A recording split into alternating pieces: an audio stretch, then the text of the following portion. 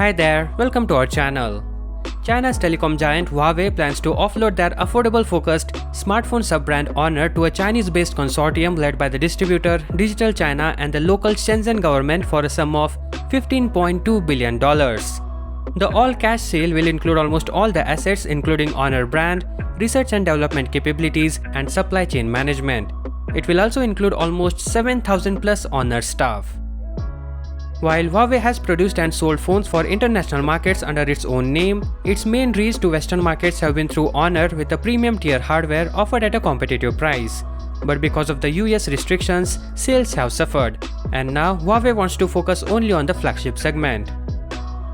Between July and September, Honor phones made up to 26% of the 51.7 million handsets shipped by Huawei.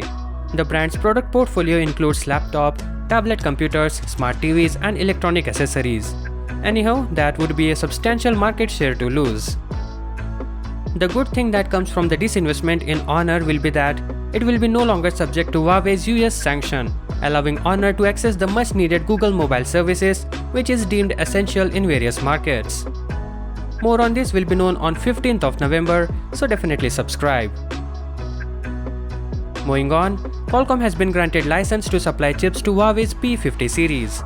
The recently announced Mate 40 series were in huge demand, however because of the limited availability of the Kirin 9000 chips, Huawei is reportedly unable to manufacture Mate 40 Pro and Mate 40 Pro Plus. Due to revised US ban, TSMC was unable to produce Kirin 9000 and other Kirin chipsets, and this was a huge deal because the move could prevent Huawei from releasing phones altogether. But it was recently reported that Qualcomm has been granted license to supply chipsets to Huawei. That means the P50 series will come with Snapdragon processor and not Kirin. According to the Chinese publication, a source close to Huawei has said that Qualcomm has already bagged a license to supply chips to Huawei. If TSMC is unable to do business with Huawei, its high-end lineup such as P series and Mate series could be fueled by flagship Snapdragon chipsets. There is a possibility that the Huawei P50 series arriving in first quarter could be driven by Snapdragon 875 chipset. Apart from the Snapdragon chipset, Huawei is also expected to launch MediaTek-powered phone in the absence of Kirin chipsets. It was reported last week that Huawei managed to secure a big stock of MediaTek Dimensity chipsets before September. And that is all for now. For more updates, do subscribe. Thank you for watching. Peace out.